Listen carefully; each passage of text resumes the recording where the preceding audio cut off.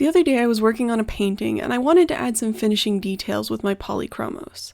I didn't really feel like pulling out my whole set, so I decided to grab this pencil case to see if the colors I needed were inside. This case holds the original Polychromos pencils that I bought separately before I decided to get an entire set.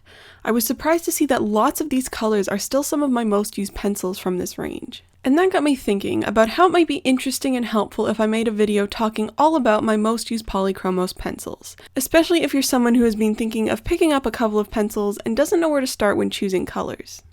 Now, I do end up doing full colored pencil illustrations from time to time, but I find that I end up using my Polychromos the most for refining details in pastel drawings and watercolor paintings.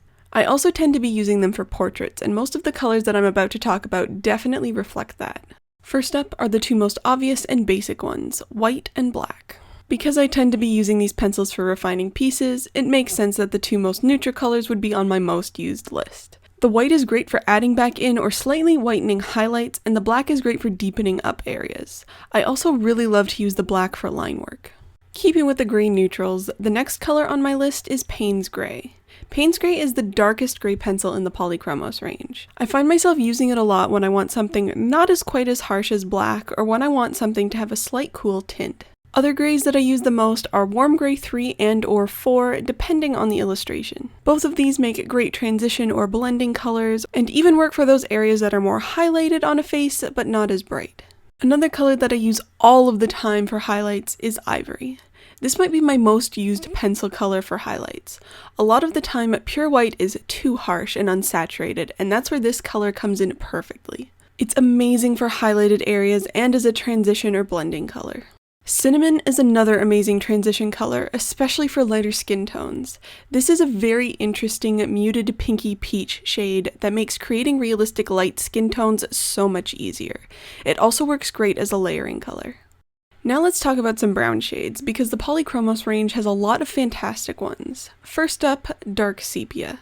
Again, I have this on my list for the same reasons as Payne's Gray. It's perfect for when you need a dark color, but black is too harsh. In this case, of course, it's perfect for more warm-toned areas as opposed to cool.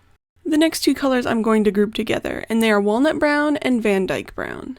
They are pretty similar in color, and I tend to use them both all of the time, if not interchangeably, which is why I wanted to mention them both. They're great for a lot of different uses, shading skin, hair, as a layering color. While a brown pencil isn't the most exciting, it is definitely useful.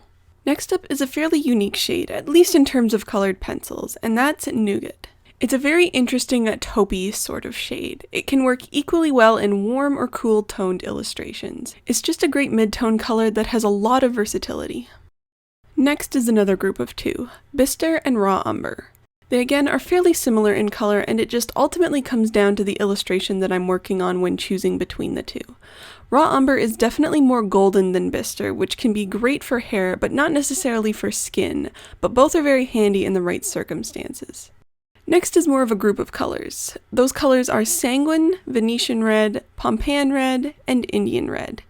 They are all fairly different colors from each other, but I tend to use them for the same purpose, which is to warm up or saturate areas in a portrait. They are each very saturated colors, so they're normally being used lightly or in layering. The next two I also use along those same lines. They are Red Violet and Burnt Carmine. Now these are both pretty saturated purpley magenta colors, but they end up coming in very handy from our saturated areas of the face and even for lip colors and shadows. The next color is easily in my top 5 most grabbed pencils, and that is Caput Mortuum Violet. It's this really beautiful maroon, purpley brown shade. I love to use it for adding depth to portraits. I also really like the normal Caput Mortuum, but the purple tinge of the other really adds an interesting slight pop of color to an illustration. And last but not least is Dark Indigo. I use a lot of blue in my work, so having a nice dark blue shade to add depth is a must-have for me. And those are all of my most used Polychromos pencil colors. I hope you found this helpful. Thank you so much for watching, and I will see you in my next video.